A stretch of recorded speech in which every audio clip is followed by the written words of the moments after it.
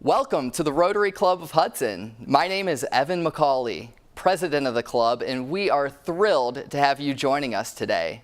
This meeting broadcast is available on HCTV as well as our Rotary of Hudson YouTube channel. Our club meets weekly at Laurel Lake for breakfast on Wednesday mornings from 7:15 to 8:30 a.m. Come out and join us for a meeting. We'd love to have you as a guest. To learn more about Rotary, our club, and the impact that we are having on the local community and world, please visit rotaryhudson.org. Enjoy the meeting today and be the inspiration. Good morning, Rotarians and guests. Is this working? They'll stand up anyway.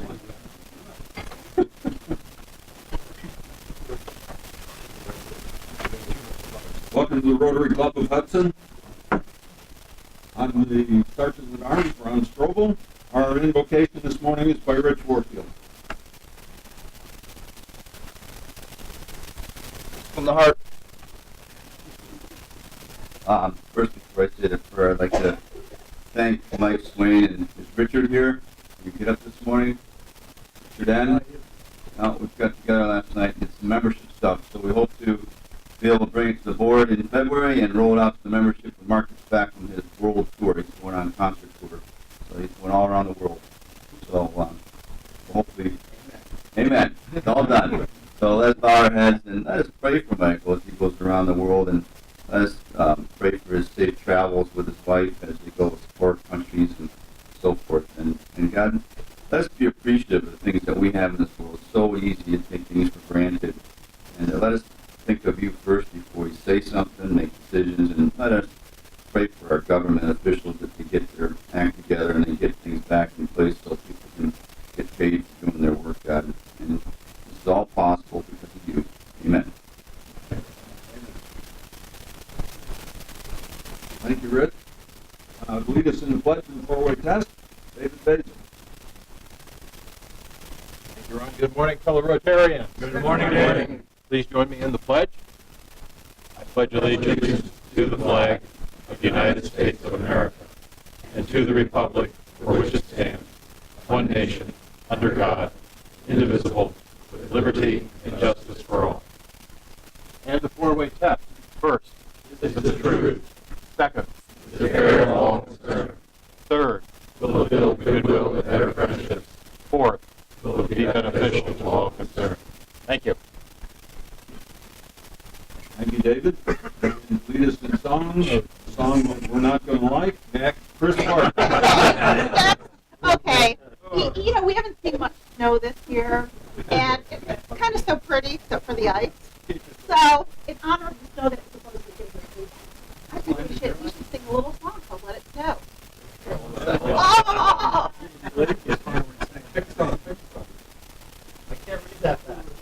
James, you're killing me. Okay. Oh, the weather outside is frightful, but the fire is so delightful. And since we've no place to go, let it snow, let it snow, let it snow. And it doesn't show signs of stopping, and I brought some corn for popping. The license are paid down low. Let it snow, let it snow, let it snow. Thank you very much. I'm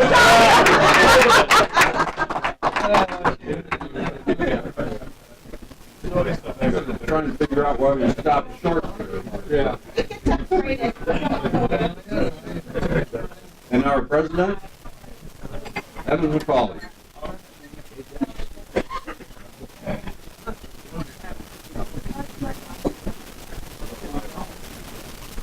Good morning, fellow Rotarians. Good morning, Evan. Good morning also to our guests. And to get us started, Chris Barker is going to let us know who's with us.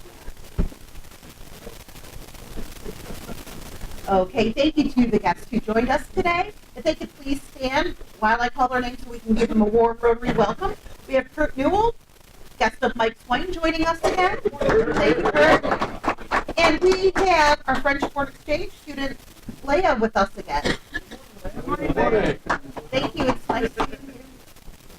And then we have Sherry Erb, guest of Bill Benoit, and she works at UH along with Bill. Thanks for joining us.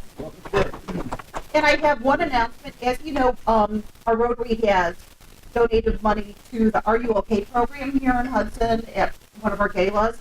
And EMS Outreach Hudson is actually hosting an event Friday, February 8th from noon till 2 at the First Congregational Church here in Hudson. And it's free to those that are 65 years of age and over. And we really just want to hear from the seniors in Hudson to find out what type of programs, what do you think is needed in our community to help the senior population. So I'm sure there's going to be information in the Hudson Hub about it. If anyone's interested in signing up, you can call Cindy Murphy, who's at the EMS. She's a receptionist there, and probably a whole lot more, actually. So if anyone's interested, please see me or give Cindy Murphy a call and check the local Hudson Hub. Thank you very much.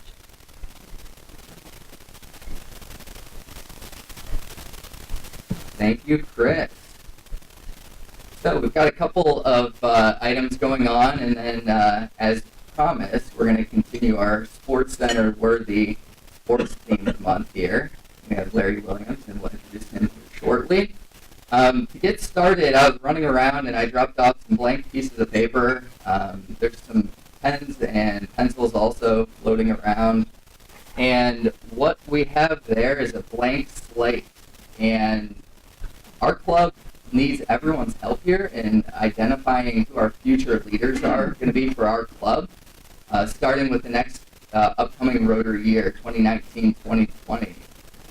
So on those pages there, please write down, not in any order of president, vice president, secretary, treasurer, but please don't leave it blank and write at least one name of somebody that you would like to see in more of a leadership role, somebody that you think has what it takes and what might be interested.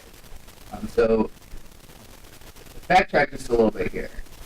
How many of you are registered voters? Wonderful. So we'll have lots of names and not many blank pieces of paper coming back to me. That's the goal as we work towards finding our future leaders here.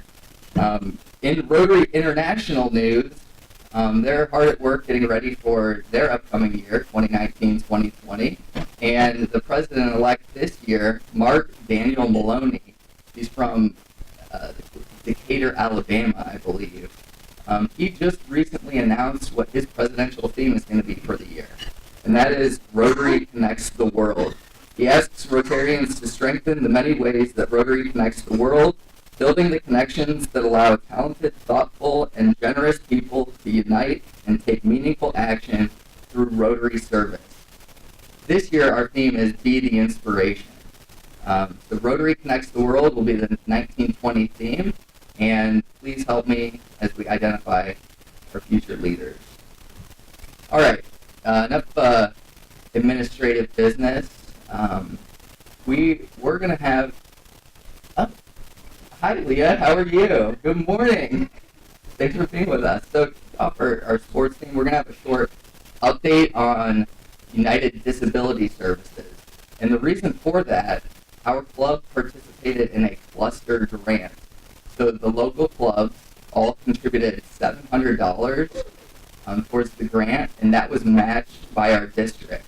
So $3,500 matched $3,500, provides $7,000 worth of impact, and Leah is going to give us an update on what those funds are being used for. Leah?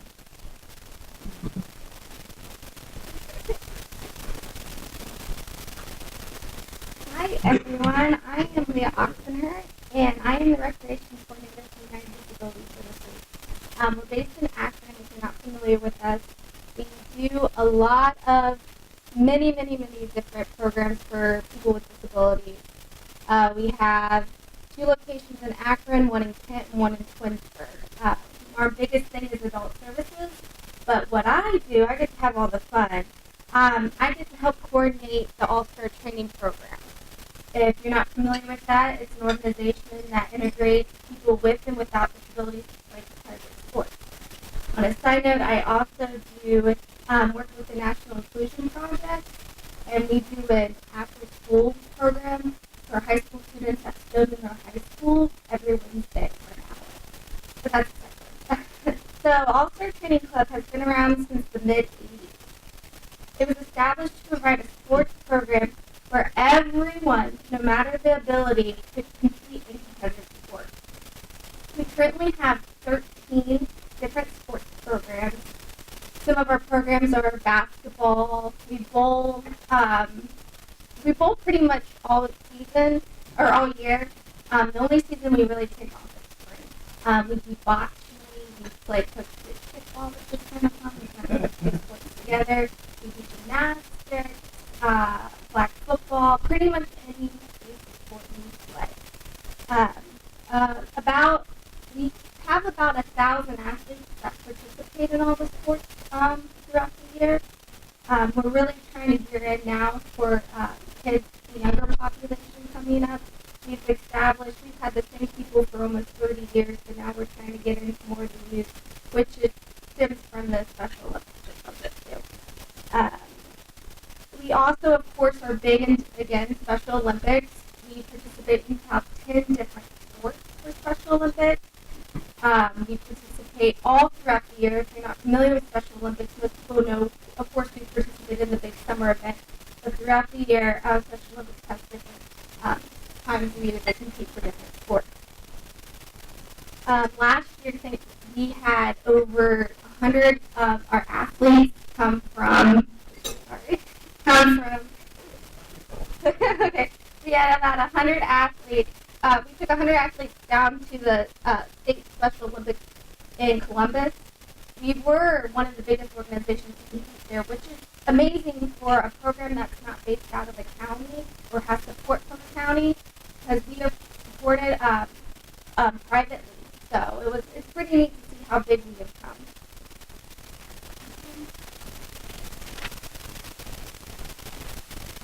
Our biggest philosophy with Special Olympics, or with All-Star Training Program, is that we want to make sure all our sports are unified, which is the direction now the Special Olympics are going in. Unified means that no matter your ability, or if you don't have a disability, we all compete together.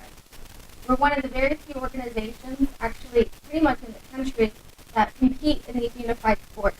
Our unified sports will include like soccer, and the best way to put it is it's 2 athletes, which are Special Olympic athletes, and 2 typical athletes. So we're one of the very few organizations that actually do that, and we've competed years like this. So we look brand new, but we've been doing this forever.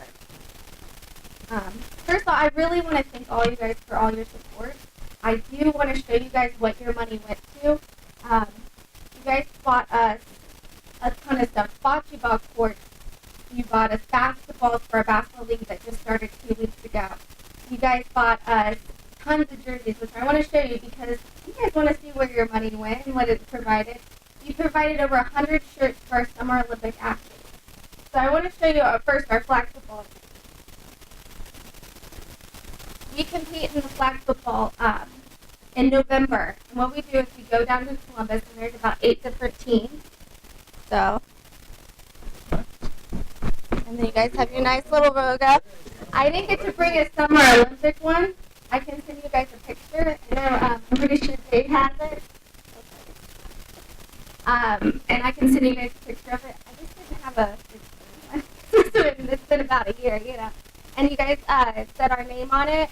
And then on the back, it had your guys' huge Rotary logo. We wanted to make sure people knew where we got it from. Okay, I'm going to grab one. And this is the first year we competed in traditional Special Olympics basketball, so we've never been able to have jerseys or compete. And thanks to you guys, we were able to buy really, really nice jerseys for our basketball program, and they love them. That's all they talk about. So they're reversible and everything. And traditional means that there are no typical athletes participating. It's traditional means it's your Special Olympics athletes all in one team. So if you ever come across that. And you guys got us these wonderful warm-ups, which will be used. They love these two, of course. And the reason why I bought them is when we played at flag football Special Olympics in November, it was about 10 degrees out. So these were supposed to be for basketball, but I claimed them for football too. So we're able to use your guys for multiple sports. And we always are looking to dress the best. And I just really want to appreciate you guys for all you do. And if you guys are interested in our program and want to talk to me more, please let me know. Also, I'm with United Disability Services. We provide tons of programs if you're interested more in that. And if you guys ever have any like gently used sports equipment or know someone, we're always willing to take it. So does anyone have any questions about our program or anything about United Disability Services? All right. Well, thank you. Thank you again. I really appreciate you guys. Thank you. Oh, no.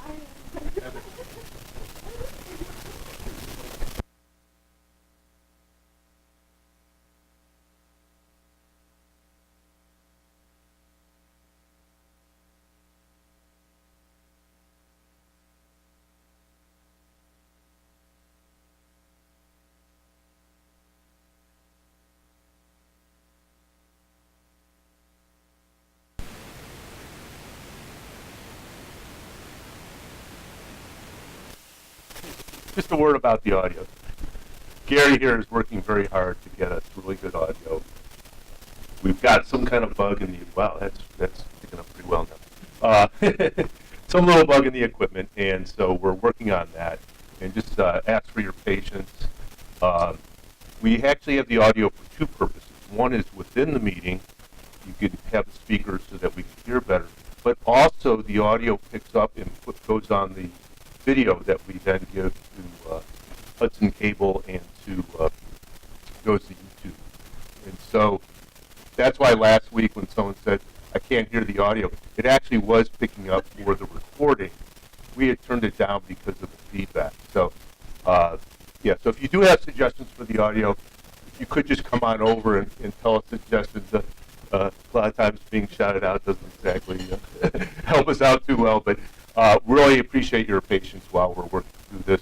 We actually eventually will be hooking into the speakers that are in the room, which should bypass all the issues. So, again, thank you very much, and thanks to Gary for all the work he's doing. Okay. Wonderful.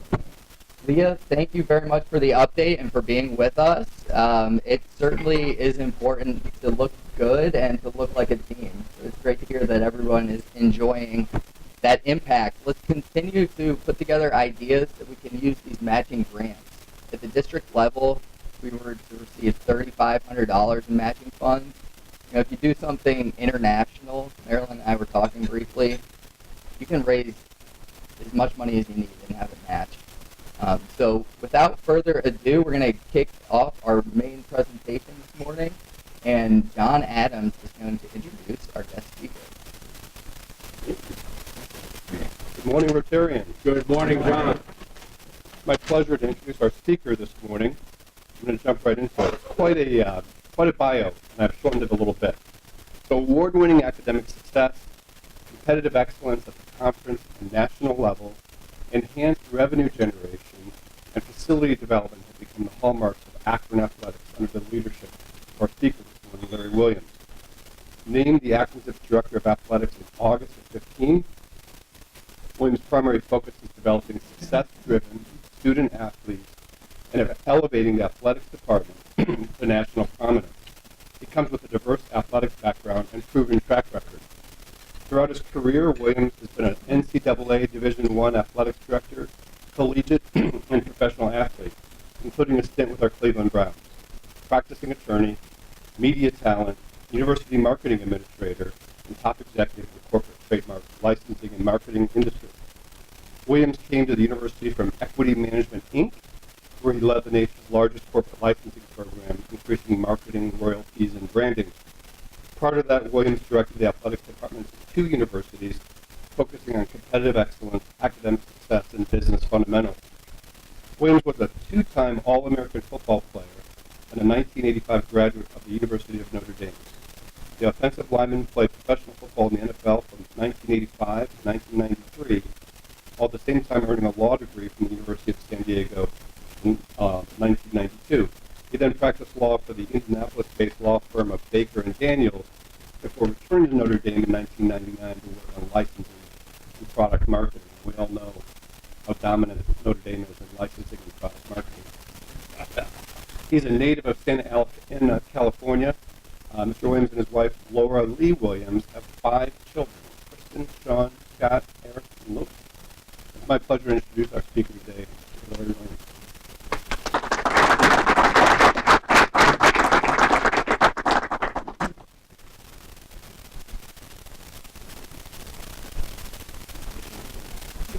Reading's good? Reading's good, okay. We've got the audio stuff worked out. Hey, thank you so much for allowing me to be with you this morning. Thank you, Evan and John, for that great introduction. Might have to talk to you about some side work. As either a speech writer or a speech giver.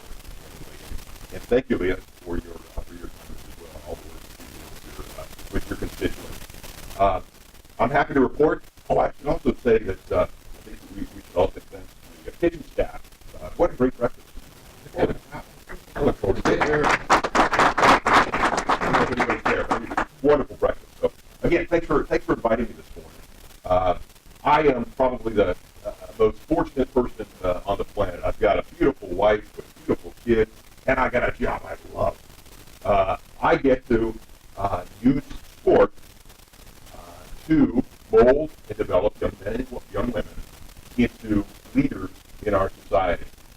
And it's in a place that's fantastic. I was fortunate, as John read, to be a member of the Cleveland Browns back when they were actually really good.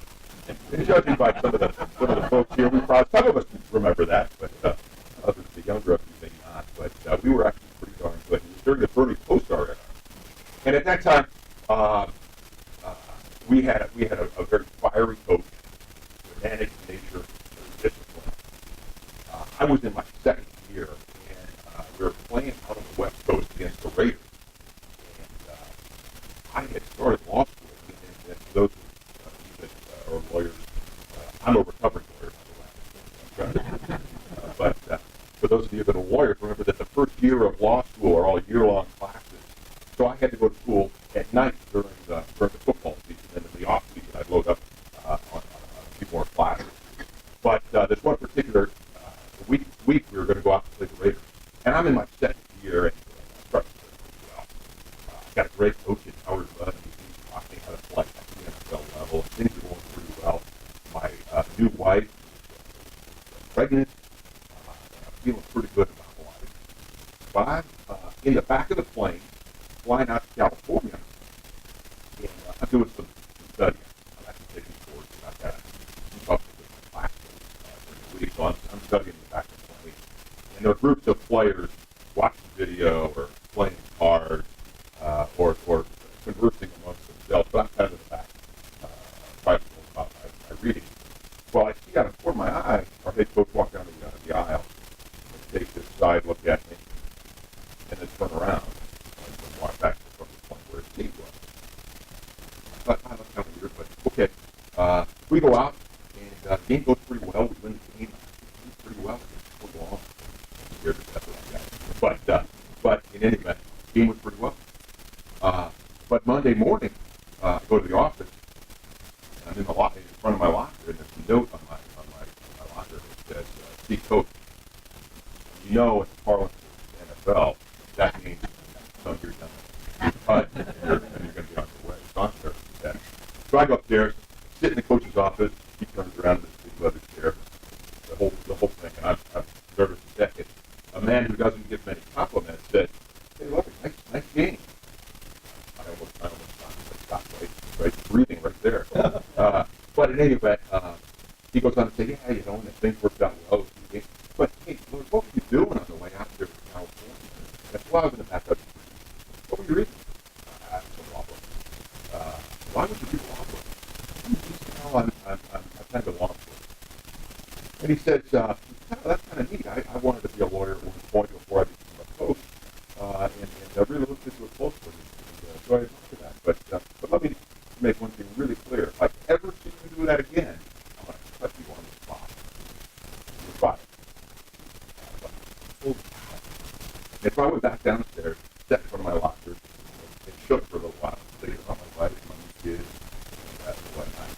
But I realized he was right. He was right. The team hired me to play football. I'm a professional football player. I'm not a part-time student in there. And that time on the plane, especially in a great game of football, is an opportunity for team building. And so I had a duty to the team, to my employer, to do nothing but play football. So I tell that story because it was a very powerful moment in my life where I learned a lot of things, but the most important thing that I value is the fantastic, the wonderful, the spectacular opportunity we have in this country, college athletics. Combining athletics and academics make us better people. It's a wonderful tool to use the system that athletics is. You prepare, you get a game plan, you practice, you train, then you play the game, and then you analyze how you did, and then you do it again. What a wonderful system to learn how to perfect your craft. And so what academics brings to it is entirely something else that complements what we're doing in athletics, such that you attack your academic challenges in the exact same manner. You prepare, you plan, you test, and you're great. And so the combination of those two things is spectacular, really valuable in my mind. I've seen so many young men and so many young women go through college athletics and come out on the outside with tremendous skills that I want to get into in just a minute. But so I'm the most fortunate person on this planet in that I get to work in an environment that I absolutely love and believe in. And I'd like to talk to you a little bit more. And I know we've got a tight timeline, so we're going to stand up to the top. So I'll try and be quick. But I want to talk to you about why we do it and how we do it. So if I could, our philosophical approach starts in the middle. So our core purpose, sorry the print's a little bit small. Our core purpose, what are we doing in Akron athletics? If an alien was to come down and pluck us from the earth, what hole would be left? Well, we cite our mission, and currently we're undergoing a redefinition of what our mission is. But trust that it includes embracing competition at the highest level, and it embraces developmental elements that are so core to what we're doing. We do it very uniquely at Akron. We have wonderful, very practical education in that we teach. We have a sales institute that's second to none. We teach very practically how to function in the professional world of today, and so that's unique in the sense of higher ed and Division I athletics. But bear with me. So our core purpose is very keenly defined. But there are 5 pillars that pursue that. First, there's the coaches. That's the most important component of what we do in college athletics. If we think about Major League Baseball, that's an owner's league, right? So George Steinbrenner would go out and just hire as much great talent as he could. There's no cap, so the owner really controls that operation. Pro football, I would argue that that's a general manager's business. We have a hard cap, so how much talent can you assemble under that hard cap? It's a general manager's business. We see that now with our general manager here at the Browns. NBA, what would you guys think that is? Players. Yeah, it's a player's business, right? LeBron gets on the phone and calls D. Wade and Bosh and says, come on, let's form the new Miami Heat. And then he comes up to Cleveland and calls Kevin Love, and he's the guy that's really pulling the strings. The players have the power in that structure. So the NBA is the players' league, in my mind. But college is a coaches league. We asked our coaches to be all kinds of things. We asked them to be recruiters, teachers, counselors, experts in their field, parents. We asked them to do so many things that in any other business, there's an expert for it. But in college athletics, we ask our coaches to do that. So they're the most important pillar. They're our center pillar. On one side, there are athletic administrators with their knuckleheads like me. And we set up the opportunities for the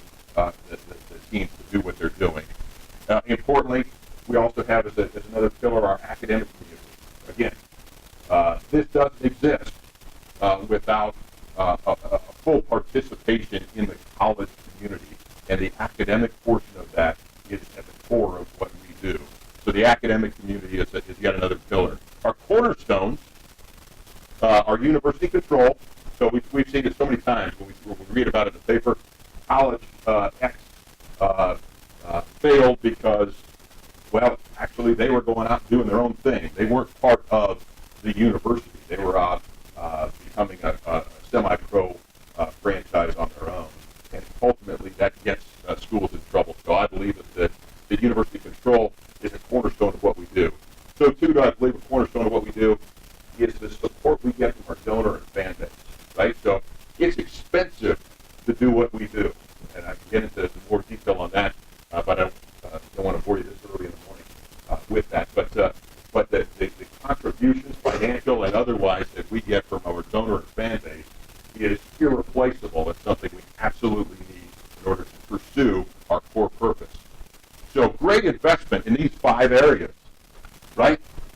Because that's a big mission that we're trying to accomplish. The university should be able to expect some outcomes. And the 2 outcomes that the university should be able to expect are building community. So I was at the game last night.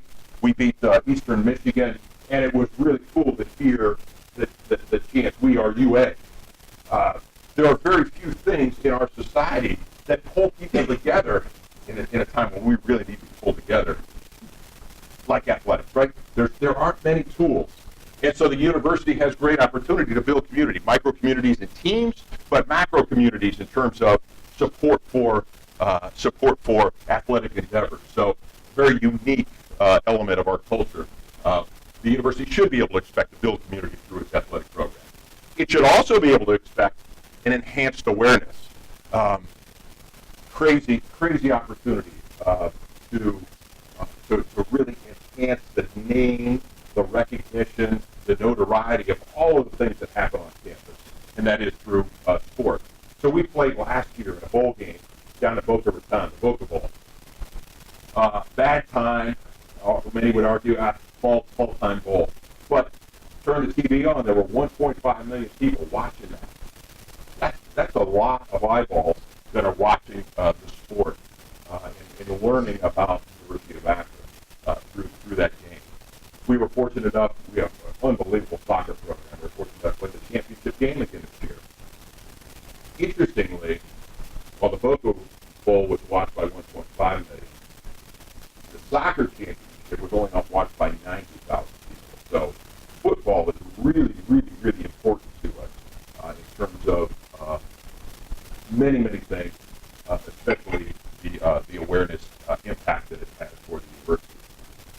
Ultimately, though, those outcomes cannot be paramount to our number one objective, which is develop success-driven student athletes. We could think about these things all the time, and we can expect them all the time. But if they get more important than this pinnacle objective, then we've got problems. And we see that happen all the time, be it North Carolina, Penn State, you name the school.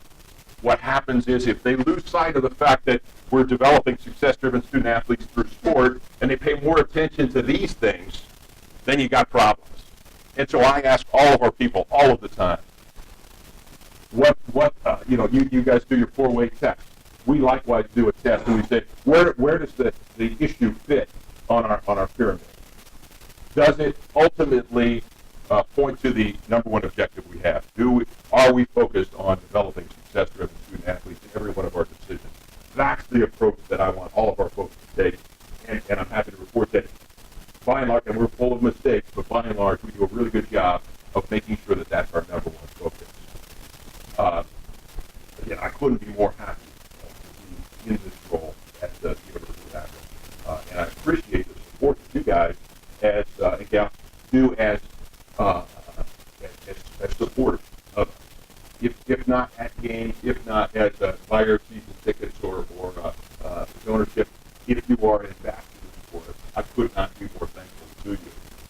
This is a wonderful community. I'm happy to report that I've expanded the university's athletic presence up to our new football coach is going to be a resident of Akron, and his 5 kids. Again, he has a couple kids that I think might fit in 1 or 2 year programs. But a wonderful guy named Tom Art. He's a Cleveland native, and so he loves this area. We can't wait to build a program that is reflective of the great people that are here in this region. So why don't I keep my comments now and invite any conversation. If you guys have questions, you want to talk about something, I'm sure there are plenty of things on your mind relative to athletics and how we run this. Can I open that up for questions? Sure. Just a couple of things. First of all, big soccer fan. Yeah. I don't know if people realize how good, consistently good the soccer is. How many sports can actually dominate Ohio State? For Ohio State, this is the toughest field in the game. Who knows that program? Yeah.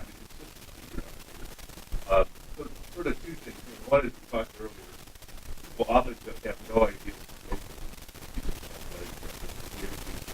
the overview of the different. And then the second question comes so for coaches, you want them to have passion. You don't want to micromanage.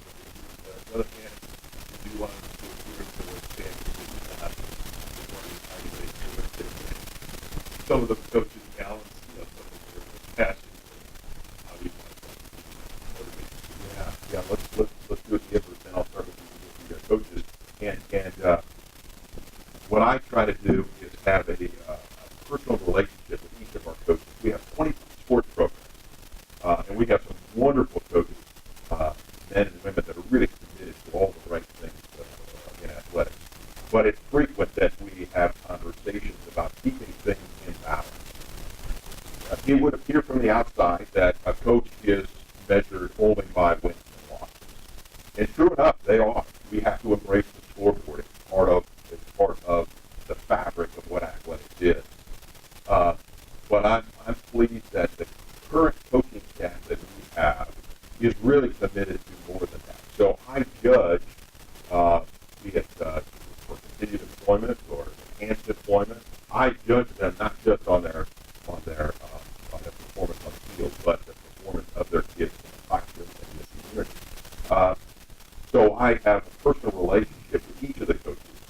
Now, some stronger than others, just because I'm one person and we have many coaches. So what I use as a mechanism is my associate ADs. I have 3 associate ADs that are assigned to specific sports to have that daily interaction with the coaches, so that there is administrative oversight relative to their duties. Jump to your next question, which was, what else do you do as an athletic director besides go to games? Well, I go to a lot of games. I love it. I mean, that's one of the great parts of the job. But there are so many other things. There are business duties that are related to balancing budgets, staying within means. There are duties relative to revenue generation. How are we selling tickets? How are we doing in development and donorship? There are duties, unfortunately, that rely on my legal background, which include not just doing contracts like leases and television agreements, but also conflicts that emerge based on one's perceived rights. We have conflicts among various entities that we cater to, and so my legal background really helps try to navigate those waters. Be they well, they're often murky. One example of the contract side, though, was, I don't know if you guys saw, but this past year we had a game under contract playing at Nebraska. Big thunderstorm. And it was wild because we knew that thing was coming, but it was on Big Fox. So the broadcast Fox. New coach at Nebraska. The place was crazy. It seats 92,000 in the stadium, but there had to be 200,000 people in the community. I think every single human being from Nebraska was there, and they were all in red. Yeah, and so it was quite an environment. We kick off, and to no one's surprise, it started thunder and lightning. I mean, it was crazy. We tried to wait it out. The radar was terrible. By 10 o'clock that night, I think it was 8 o'clock, yes, by 10 o'clock that night, it was clear that this game was not going to happen. So in many conversations with the athletic director in Nebraska, we decided we're going to cancel the game. Well, interesting, and I don't bore you with this, but he came back after talking to his people and said, okay, Larry, I got a solution. We're going to play tomorrow morning at 10:30. 10:30 in the morning? It's 10 o'clock right now, Bill. I've got to drive back to Omaha, find 3 separate hotels for our team, because there aren't any hotel rooms in Lincoln, and most of the hotels in Omaha are booked, so I got to split the team up on 3. And so I'm not going to get these kids fed and in bed until 2 in the morning. And then we're going to have to drive another hour to come back down here. They're going to get less than 5 hours sleep if we're going to play at 10:30. I can't put the kids in that situation. I don't know if you've seen, but your defensive line is huge. They're going to kill our guys. They need all the sleep they can get. So we made a decision that night. We're going to play it in week 13, which is the week of championships for most of the conferences. We both knew that we probably weren't going to make our championship game, and that would be the one we targeted. So we jumped on the plane, came back, got home at whatever it was, 4 in the morning, and then about 4 weeks later, I reached a state with Nebraska, struggling as they were.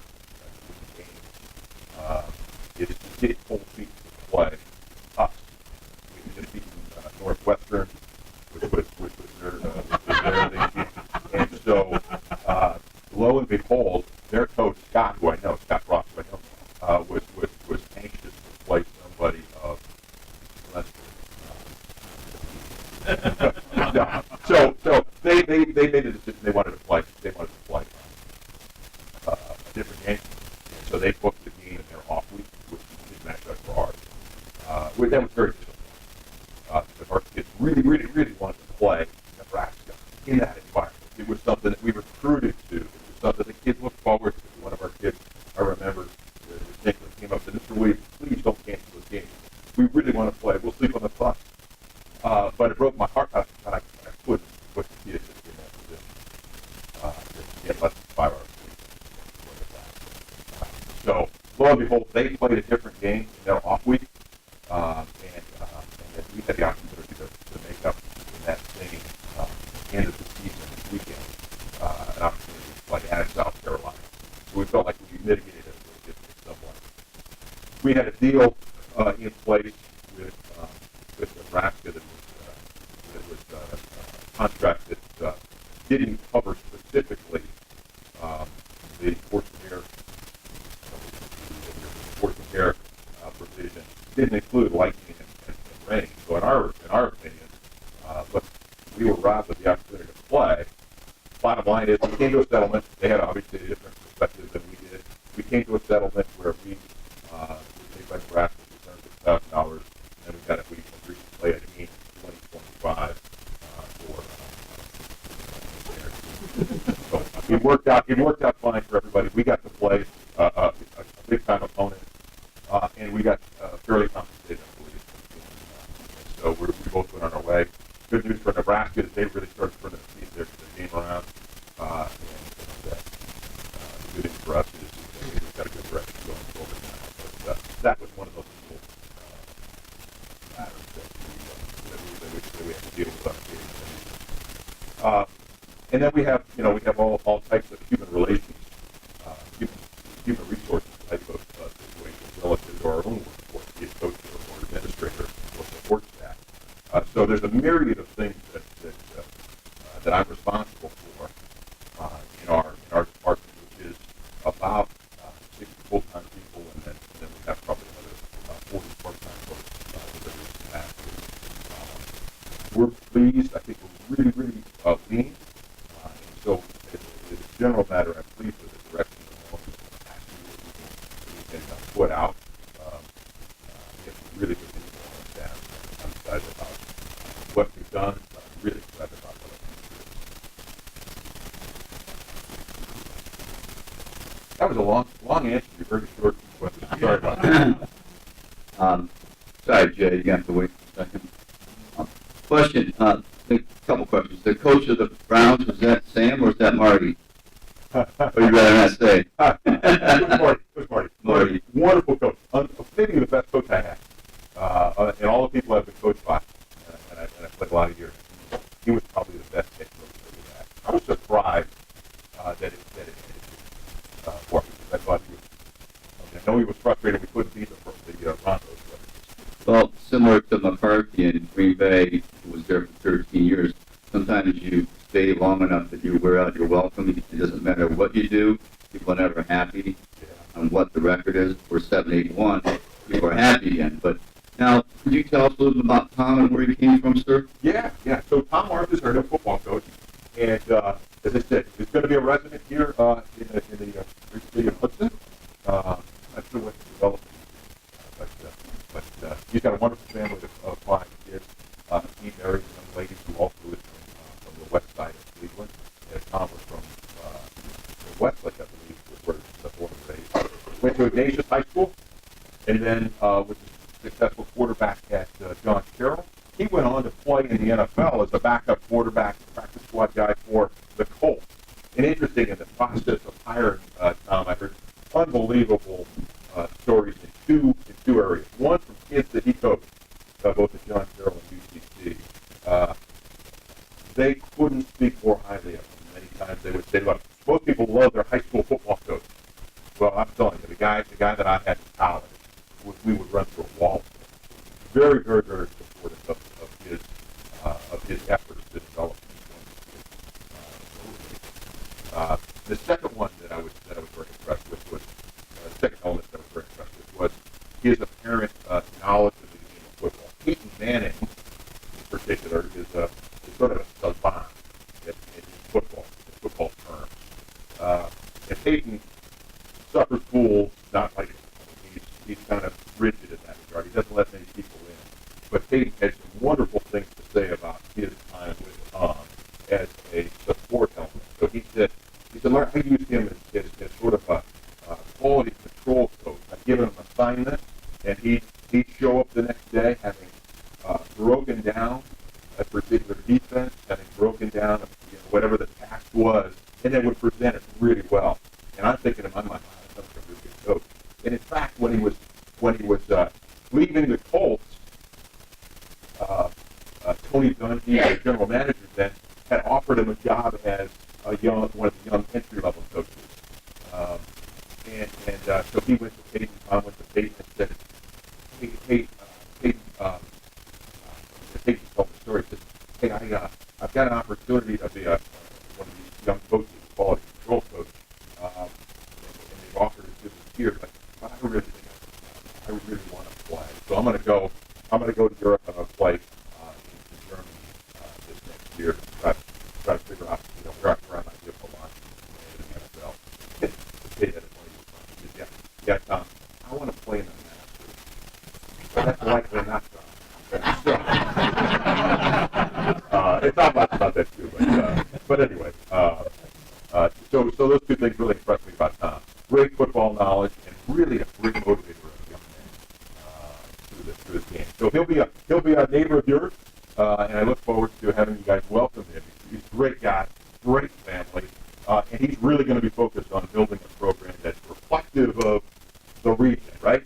So from Cleveland up on the lake, down through Akron, Canton, and Mansfield, and then over through Youngstown and into the western part of Pennsylvania. That's going to be the sort of the reflection of the season comes to one of our teams. It'll take us a little bit to build there, right? We've got a roster of 85 scholarships, and it takes a little while to get that ball rolling. But we're really excited. They're out hitting the road right now. That's great. We've got about 2.5 weeks where we can try to catch up to this recruiting class. And we'll do pretty good job this year. Next year, it's going to be really good. Fall will be better than that.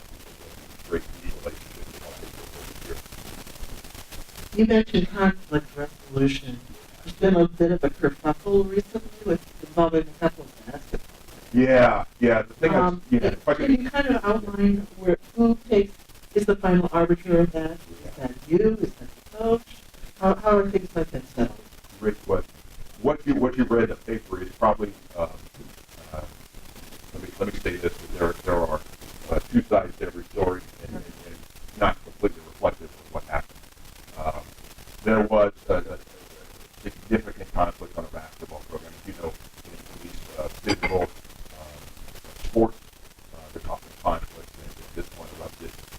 that I quite haven't seen yet in my career.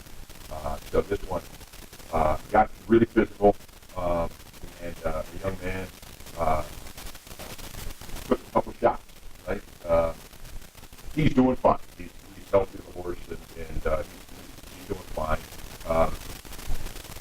Both of those young men have decided to transfer from the university to split the battle, I would say. But I'm a little bit reticent to say too much is still pending legally. So what I can say is that the investigation from our standpoint has to go to a neutral body. So in this case, our university police handled the investigation and the subsequent legal matter. At that point, I've got to step away from deciding the matter because it's ready to the next level. So I can only support the two young men that were involved, and we're trying to do everything we can to make sure that they've got a place to go and it's help these things get these are the important parts of this job.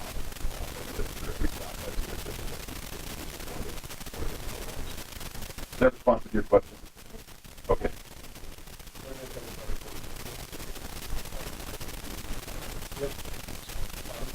Yep. So you've got all the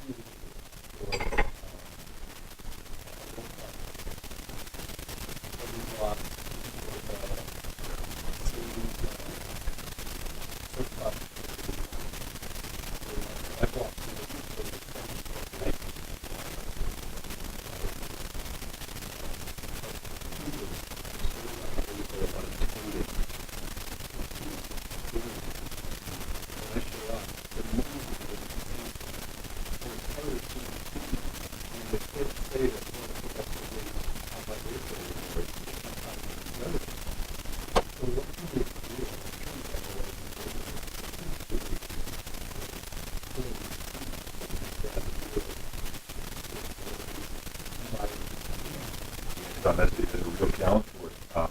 It's a challenge actually for every single school in the country today. For whatever reason, kids at this particular juncture aren't as immediately engaged.